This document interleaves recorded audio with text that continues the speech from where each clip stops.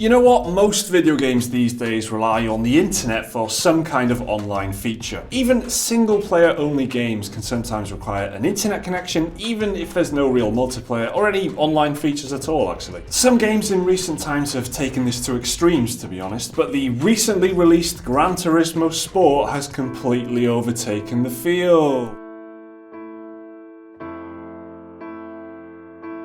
Another pun there. Gran Turismo Sport is the latest installment in the long-running PlayStation exclusive racing franchise, and according to the reviews, it's rather good. The Gran Turismo series prides itself on being the definitive racing simulator, and this new installment features International Automobile Federation, or FIA as they're also known, approved esports races. That's a pretty big stamp of approval, or highly lucrative sponsorship, depending on which way you look at it. But because the game is already an officially recognised esport, this means Sony and developers Polyphony Digital have had to take extreme measures to prevent possible cheating. And trust us when we say extreme.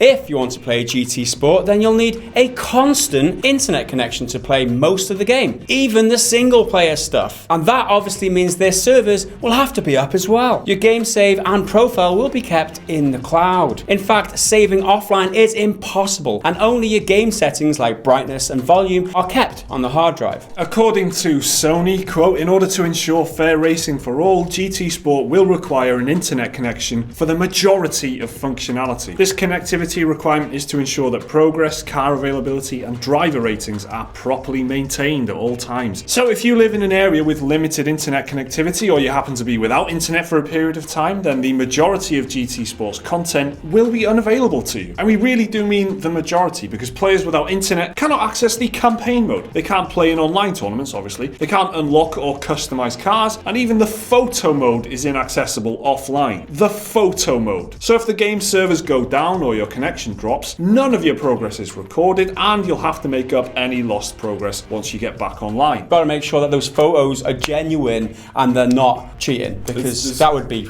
It's going to be complete irrelevance to you, but a lot of people do game offline, and a lot of people have got shaky internet connections and things like that. And the fact that it's reliant on their servers as well, I mean, what if you want to take a photo? Think of the children. Don't photo children. Let's cut that. That would be bad.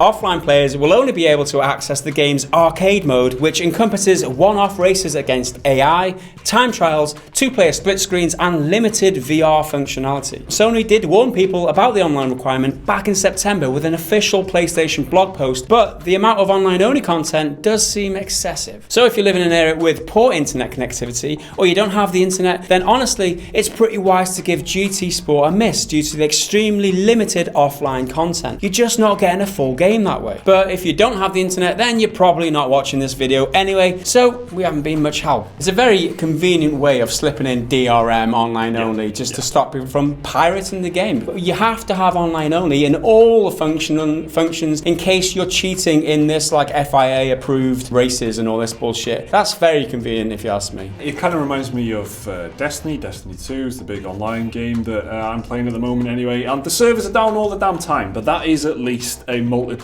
focused game, and while there are things you can do on your own there's always other players around you. It's an online game. The same isn't true here. It's like stats and leaderboards and whatnot. All of the things that you do in the game are recorded, and that's a lot of the online functionality. So because of that, you won't be able to just do the race, because it's like, what if you're cheating? Well, who cares? Maybe you just want to do the race. There are certain things you can do offline, right? We should point that out. But even that is not stuff that's permanent. It's not like if you race around a lap. You can change your volume. You can change your brightness, change your volume. You can't take pictures though, however. That's right, yeah. Yeah, a race is a race is a race, but what if you go down around that track once and you feel you have a good time? Well, it doesn't matter. The time won't be recorded because you're not online, and it's just like, what is this shit? It seems like an excessive response to a problem, doesn't it? They're restricting loads of features which they don't need to restrict. If their problem seriously is they want to avoid people from hacking the system and recording times that aren't real, if they want to avoid that, then surely they don't need to go to the extremes of limiting photo mode, Mike. Photo mode, I mean, what the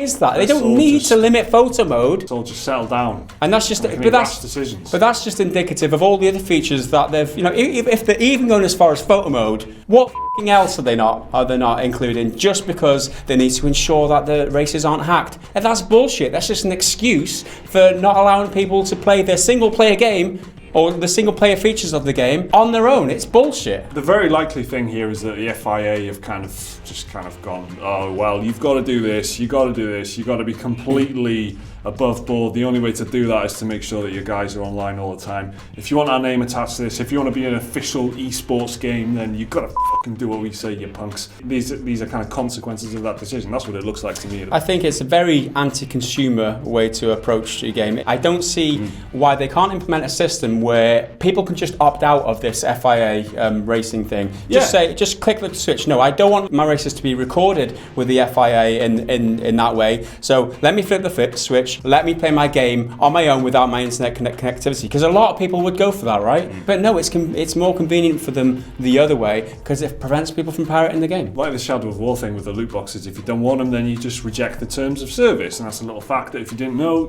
you can just turn down the terms of service, boom, all the online features are gone from Shadow of War. Maybe you don't give a shit about any of that stuff, like me, I just don't care, but I already agreed to it like a chump, so I've got to live with it. What it boils down to is buyer beware. We've let you know what the functionality of this game is now. You should know that going in. If you're going to buy the game, know that you can't play it pretty much on offline. So you do have to take that into account if you are considering buying this, because for me, it's a complete no-buy. Alright then guys, that's the state of play on Gran Turismo Sport. If you want to play it, you got to be online pretty much. Let us know what you think of that down in the comments. Remember to like the video if you enjoyed it, and please do subscribe if you want to see more stuff like this every day. Another video right there which you can watch right now, and be linked to Patreon if you do want to support the channel. See you next time.